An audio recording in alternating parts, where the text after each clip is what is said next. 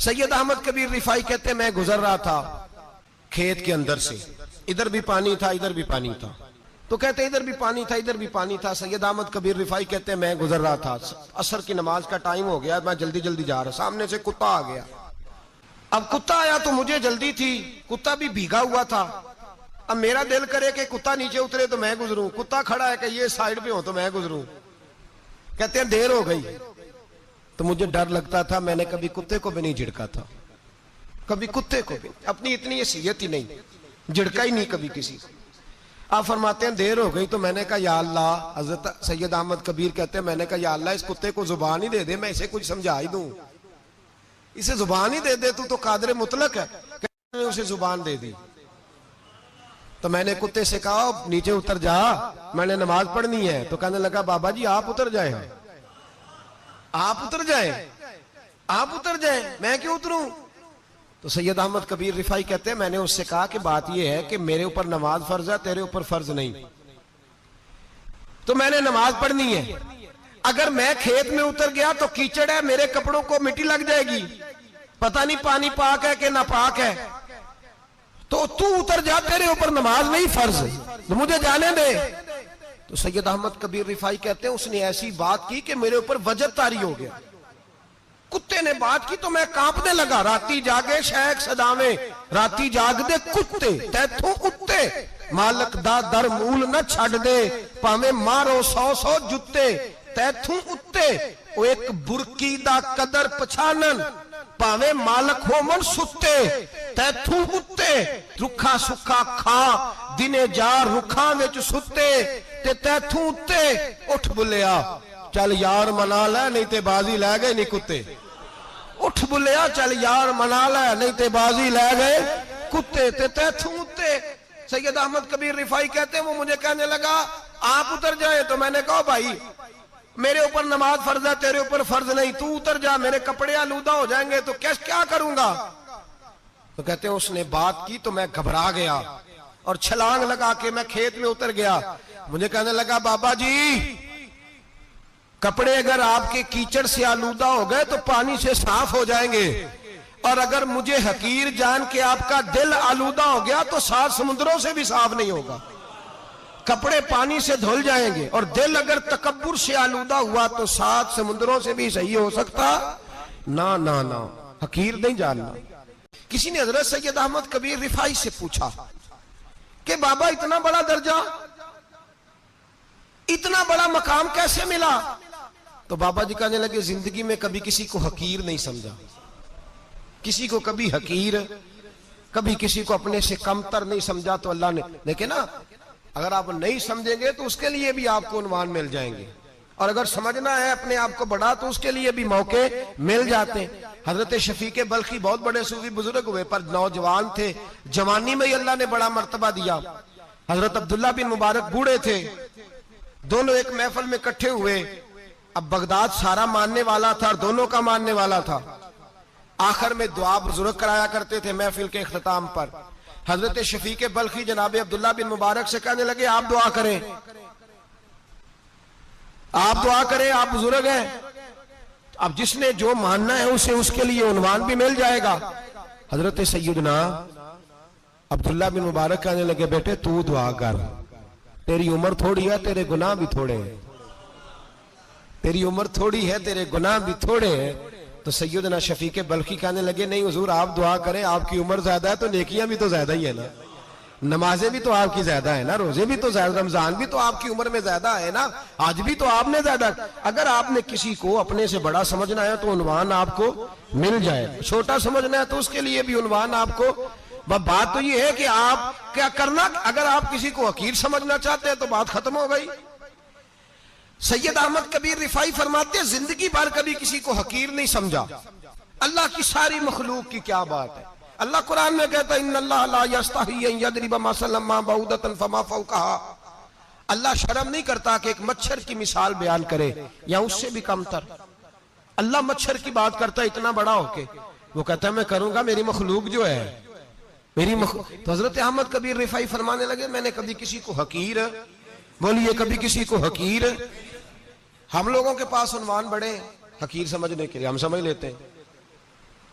अमीर आदमी कहता है गरीब मेहनत क्यों नहीं करता, मेहनत करे अमीर हो जाएगा। उन्वान हुआ कि ना तनकीद करने का। 4 बच्चे हैं, करें कमाई, अमीर हो जाएंगे। अब वो हकीर समझ रहा है गरीब को, गरीब भी अमीर को हकीर समझता है। वो भी कहता है जो इसने कमाया सारा ही हराम है, जायज एक पैसा नहीं, उसने भी हकीर समझ लिया। यानी वो ये कह रहा है कि मैं हलाल खाता हूं, ये अमीर हराम खाते हैं, तो बात खत्म हो गई। उसने भी हकीर समझ लिया, इसने भी हकीर समझ लिया। अब उन्वान ही था ना, अगर उन्वान बदल लेते तो बात बन जाती। अमीर अगर ये कहता कि मैं इस गरीब की मदद करूंगा इसलिए कि पैसे मेहनत से नहीं मिलते, खुदा के फजल से मिलते हैं, तो वो ये ना कहता कि ये मेहनत करता तो आगे चला जाता। और गरीब अगर समझता इस बात को तो ये ना कहता अमीर सारे हराम ही खाते हैं। वो कहता भाई रब ने जो मेरे लिए पसंद किया मुझे दिया, जो इसके लिए पसंद किया इसे दिया, बात खत्म हो गई, झगड़ा खत्म। उन्वान तो मिल जाएगा आपको, मुस्बत भी और मनफी भी। तो अच्छी बात नहीं कि मुस्बत इख्तियार करें, ना मौलवी को, ना सूफी को, ना दरवेश को, ना खेत में काम करने वाले को, ना पट्टे पे मजदूरी करने वाले को, ना गाड़ी का शीशा साफ करने वाले को, ना तेल डालने वाले को, ना किसी को हकीर ना जान, ना किसी के हाल पे तंज कर, ना किसी के गम का मजाक उड़ा, वो जिसे चाहे जैसा नवाज दे। ये मिजाज लुत्फ रसूल है। ना कोई आया लेके चला गया, कोई उम्र भर भी ना पा सका, मेरे मौला तुझसे गिला नहीं, ये तो अपना अपना नसीब है। भाई हकीर नहीं जानना। सैयद अहमद कबीर रिफाई फरमाते हैं वो कुत्ता तो गुजर गया, मैं दौड़ा घर गया, जाके मैंने गुस्ल किया, कपड़े बदले। फरमाते हैं पहले भी मैं असर पढ़ता था, पर आज जब नमाज पढ़ी तो बड़ा ही मजा आया। मैं सर सजदे में रखूं, मेरा उठाने को जी ही ना चाहे, मैं रुकू में जाऊं तो मेरा सर उठाने को दिल ही ना चाहे। मेरा दिल करे आज मगरिब लेट हो जाए, आज सूरज देर से गुरूब हो, मैं आज सारा दिन असर ही पढ़ता रहूं। भाई जब तू आजिज़ी वाली पढ़ता है, जब तू इनकिसारी वाली पढ़ता है, जब तू हजरत सैयदना मुआविया बिन खुतैज रदिया, एक हजरत मुआविया बिन सुफियान है, एक मुआविया बिन खुतैज सहाबी हैं, वो कहते हैं मैं जंग फतह करके आया तो सख्त गर्मी का मौसम था, मुझे पता था कि उमर फारूक दोपहर को आराम कर रहे होंगे। अब फरमाते हैं मैं मस्जिद नबी में बैठ गया, एक बच्ची जनाब उमर के घर से निकली तो मुझे कहने लगी मुआविया आपका नाम है? मैंने कहा हाँ। अंदर जाके जनाब उमर को बताया तो उमर दौड़े आए, और जब आए तो सर पे टोपी कोई नहीं, पैरों में जूता कोई नहीं। कहने लगे मैं तेरा इंतजार कर रहा था, आज मुझे उम्मीद थी तू आएगा, तूने बताया क्यों नहीं? तो मैंने कहा हुजूर मुझे पता है रात सारी आप चेहरे पे कपड़ा डाल के मदीने की गलियों में रहते हैं, तो दोपहर को आप आराम करते होंगे, इसलिए मैंने कोशिश की कि आपको बेदार ना करूं, आप आराम कर रहे होंगे, इसलिए ये मैंने कोशिश की कि मैं बैठता हूं मस्जिद में आराम करता हूं, जब आप आएंगे तो देखी जाएगी। हजरत उमर फारूक ने जलाल किया, फरमाया तू मुझे गाफिल समझता है कि मैं सो जाऊंगा? और आप फरमाने लगे मैं कौम का खादिम हूं जिसकी इतनी ज्यादा रियाया हो वो सो जाए चुप करके, मैंने जवाब नहीं देना अल्लाह की बारगाह में? फरमाया मेरे अमीरों की तरह सोने जागने के वक्त मुकर्रर नहीं, मैं कौम का खादिम हूं, जिस वक्त भी आया करो मुझे जगा लिया करो, मुझे कब्र में जाके खुदा को भी जवाब देना है, मोहम्मद मुस्तफा को भी जवाब देना है। मेरे भाई याद रखें जब ये चीजें पैदा, और फिर हमने इन तकल्लुफात में, मैंने कई दफा ये बात बयान की है, अब तो लोग रिश्ते करते हैं तो डीसी कॉलोनी में किराए का मकान खरीदते हैं, 2-4 गैरों की गाड़ियां मंगा के दरवाजे के आगे खड़ा करते हैं, रिश्ता हो जाता है बड़ा घर देख के, और जब शादी के चौथे दिन पता चलता है कि ये किराए का मकान था, तो रिश्ते मकानों पे कायम नहीं होते, एतबार पे कायम होते हैं। वो एतबार टूटता है तो जिंदगी भर कायम नहीं होता दोबारा। जो आप हैं आप वही रहें, जो आप नहीं हैं वो कभी बनने की कोशिश ना करें। और मेरे अजीज ये भी याद रखें आजिज़ी आपको सवार देगी, और वैसे भी हम अल्लाह के हुजूर जाने वाले, अगर पर्दों में छुप के चले जाएंगे तो बच जाएंगे, और अगर हम अपना आप दिखाते ही रहें, सारी जिंदगी इसी चक्कर में रहें कि मुझे भी पूछो, मुझसे भी मुशावरत करो, मेरी भी बात सुनो, तो ये अना की दौड़ तो खत्म ही नहीं होती। हिर्स सिर्फ पैसे की नहीं होती, हिर्स हवस शोहरत की भी होती है। और नबी पाक सल्लल्लाहु अलैहि वसल्लम ने इसको भी बयान फरमाया है कि ये जो तेरे अंदर चीज पैदा होती है ना, मैं जाना जाऊं पहचाना जाऊं, इससे भी अपने आप को बचा। सहाबा के बाद जिस शख्स की खिलाफत सबसे मजबूत हुई वो हजरत उमर बिन अब्दुल अजीज थे। इतनी बेहतरीन खिलाफत की कि लोगों को हजरत उमर का जमाना याद आ गया। हजरत उमर बिन अब्दुल अजीज,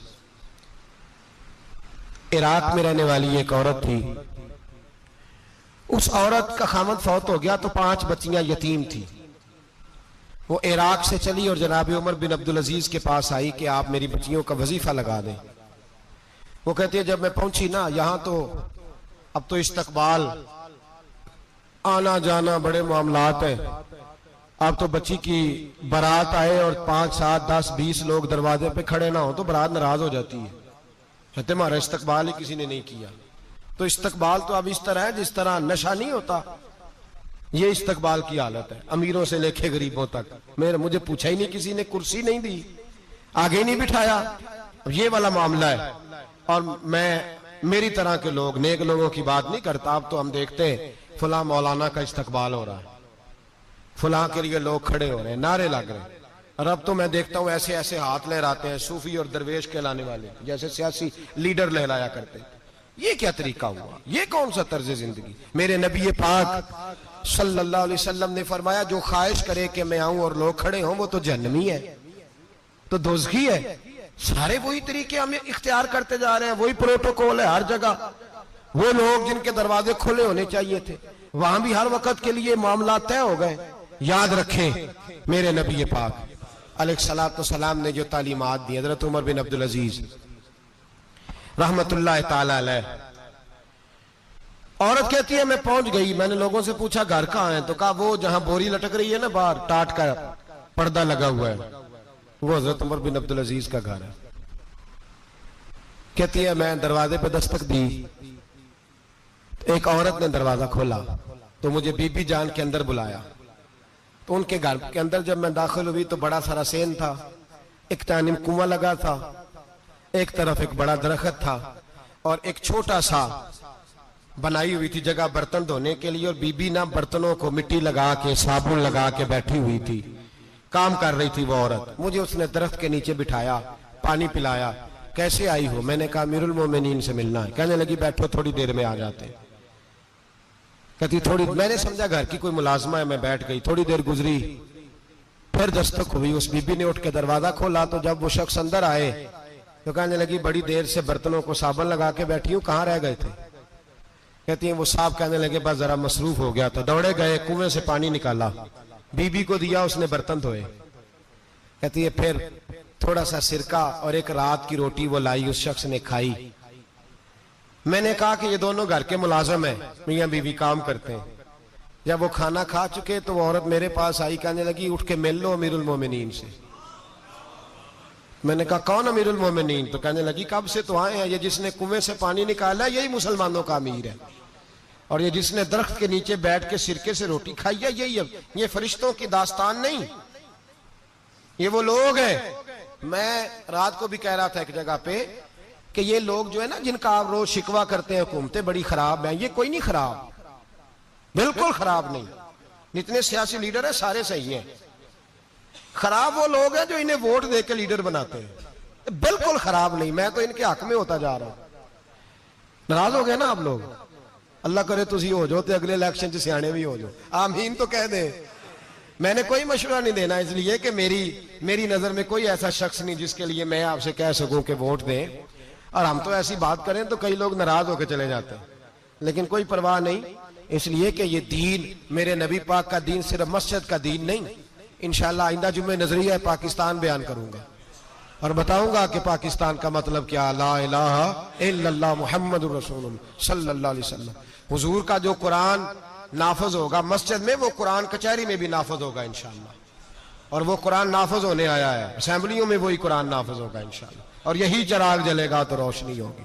बयान करेंगे और डट के बयान करेंगे, आपको बताएंगे।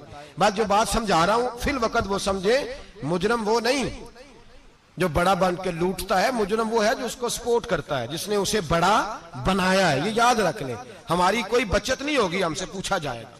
हम सारे कचहरी में खड़े होंगे, अल्लाह सवाल करेगा कि तुम बताओ तुम इनके मददगार क्यों बने थे, तुम सपोर्ट क्यों करते थे, ये पूछा जाएगा और हमने जवाब देना है। बाहर आलाम दाम पर सर मतलब जनाब उमर बिन अब्दुल अजीज रहमतुल्लाह अलैह के वो बीबी गई तो कहने लगी कि ये अमीरुल मोमिनीन ने कहा, वोट के हाजिर हुई, कहा हुजूर मैं इराक से आई हूं, मेरा खामद फौत हो गया, मेरी 5 बेटियां हैं, वजीफा लगा दे। वो बीबी कहती है मेरा दिल था कि यतीम बच्चियों का 100 दिनार साल का लगा देंगे तो बड़ी बात है। कहती है जब मैं उनके पास गई तो हजरत उमर बिन अब्दुल अजीज को बताया तो वो रोने लग गए और मुझसे माफियां मांगने लगे। मैंने कहा हुजूर आप क्यों माफी मांगते हैं? तो कहने लगे इसलिए माफी मांग रहा हूं कि तू मेरी रियाया में थी और तेरी 5 बच्चियां यतीम थी, तुझे खुद चल के आना पड़ा है। मेरा काम था तेरी खबर लेता, माफ कर दे अल्लाह की रिजा के लिए। उन्होंने वजीफा लिखना शुरू किया तो मेरी एक बच्ची का 1000 दिनार साल का लिखा। मैंने कहा अल्लाह तेरा शुक्र है। फिर दूसरी बच्ची का 1000 लिखा तो मैंने कहा अल्लाह तेरा शुक्र है। तीसरी का 1000, चौथी मैंने कहा शुक्र है। जब चौथी का लिखा तो मैंने कहा अल्लाह आपका इकबाल बुलंद करे, अल्लाह आपको हमेशा इसी तरह फलता फूलता रखे। कहते हैं जनाब उमर बिन अब्दुल अजीज ने कलम रख दिया, फरमाने लगे मैं 5वीं का वजीफा नहीं लिखूंगा, 4 बहनों से कहना बांट के इसे भी दे दें। कहा हुजूर क्यों? आप फरमाने लगे जब तक तू अल्लाह का शुक्र अदा कर रही थी मैं भी रब से जुड़ा हुआ था और अल्लाह से डर के लिख रहा था। अब तूने मेरी तारीफ की है, अब मेरी जात आ गई है। अब मैं अगर ये वजीफा लिखूंगा तो इससे अल्लाह राजी नहीं होगा, इससे मेरे नफ्स में रिया पैदा होगी। अब मैं 5वीं का नहीं लिखूंगा, जा और जाके इराक के गवर्नर को दे। बीबी कहती है मैं घोड़े पे बैठी और मैं चंद दिनों के बाद इराक पहुंची। जब सवेरे आके मैंने वालिए इराक को रुका दिया तो वो चीख मार के रोया। मैंने कहा क्या हुआ? तो कहने लगा बीबी आज रात को हजरत उमर बिन अब्दुल अजीज का इंतकाल हो गया, फौत हो गए, तो इंतकाल कर गए। कहती मैं भी तड़प के रोई। मैंने कहा मेरी यतीम बच्चियों का क्या बनेगा? तो वो गवर्नर कहने लगा तेरे वजीफे जारी रहेंगे, तुझे मिलते रहेंगे। तो कहने लगी कैसे? कहने लगा मैं अगर तो गवर्नर रहा तो तेरा वजीफा जारी रहेगा और अगर गवर्नरी से उतर भी गया तो मैं जाती तौर पे मालदार हूं, फिर भी तेरी बच्चियों के माहाना पैसे पहुंचते रहेंगे। मैंने कहा तू क्यों देगा? कहती है वो रो पड़ा। कहने लगा अगर अमीर हजरत उमर बिन अब्दुल अजीज जैसे हो तो फिर अल्लाह गवर्नरों के दिलों में भी रहम डाल दिया करता है, फिर मेरे जैसे लोगों को भी वो बदल देता है। हजरत उमर बिन अब्दुल अजीज घर आए, 3 बेटियां थी। एक को आवाज दी, वो आई तो उसने मुंह पे हाथ रखा है। दूसरी को आवाज दी, वो आई तो मुंह पे हाथ रखा है। तीसरी को आवाज दी तो मुंह पे हाथ रखा है। आपने अपनी बीवी से कहा कि ये बच्चियां मुंह पे हाथ क्यों तीनों ने रखा हुआ, क्या बात है? तो बीबी रो पड़ी, कहने लगी 4 दिन हो गए मेरी बेटियां प्यार से रोटी खा रही हैं, 4 दिन हो गए, उनके मुंह से बदबू आती है इसलिए वो आपके सामने आती हैं तो मुंह पे हाथ रख लेती हैं 4 दिनों से। बीबी रो रही है। हजरत उमर जलाल में आ गए। आप फरमाने लगे तू ये रो रही है, तू रोई है, तूने मेरे घर में रह के अल्लाह की नाशुक्री की है, तू शुक्र अदा नहीं करती कि 3 वक्त प्याज और रोटी तुझे घर की 4 दीवारी के अंदर मिल जाता? रो रही है। और मैं आ मेरे साथ बाहर निकल, तुझे वो लोग दिखाऊं जो झोपड़ियों में रहते हैं और मांग के खाते हैं, आ तुझे दिखाऊं। इतनी नाशुक्री कि घर के अंदर प्याज पहुंच रहा है, रोटी पहुंच रही है और तू कहती है मेरी बेटियां प्याज से खाती हैं, शुक्र कर फाके नहीं काटने पड़े। फिर अगले लफ्ज कहे तो रो पड़े। फरमाने लगे मैंने तो मुस्तफा के वो हालात भी सुने हैं जिसमें कई दिन बीबी फातिमा ने फाके किए। तू घर के अंदर प्याज पहुंच रहा है, तो अभी भी सादगी, आजजी और कनात नेमत थी इन लोगों की। हमारे यहाँ रोज शिकवा है, किस बात का? गाड़ी कोई नहीं। रोज रोना है, किस बात का? बंगला कोई नहीं। रोज रोना है, किस बात का? बैंक बैलेंस कोई नहीं। 10 जोड़े क्यों नहीं ईद पे आए? और ये सिर्फ औरतों का मसला नहीं, हमारे अंदर भी ये बात बदरजे औला। हम रोज अपने आप को मिस्कीन कहते हैं, गरीब कहते हैं, लाचार कहते हैं, मजबूर कहते हैं। कभी देखो वो जो झोंपड़ियों में रहते हैं, कभी पलट के देखो लोगों की तरफ जो पैदा हुए तो आंखें कोई नहीं थी, हाथ कोई नहीं थे, पैर कोई नहीं थे। वो देखो जो पैदा हुए तो सर पे बाप का साया कोई नहीं था। कैसे कैसे लोग वक्त गुजार रहे हैं। हम रोज आके कहते हैं कारोबार ठंडा हो गया, हालात बड़े खराब हो गए, हम बड़े मजबूर। क्या हो गया साहब? अल्लाह के दिन है, सारे अल्लाह के दिन है। मसल अच्छा है ना फिराक अच्छा है, यार जिस हाल में रखे वही हाल अच्छा है। बस अपने आप को मुतमईन करें, आजिज़ी, इनके सारी किनात, सादगी, इसको अपनी जिंदगी का हिस्सा बनाएं। अल्लाह दौलत सुकून अता कर देगा। आखिर दावाना अनिल हम्द।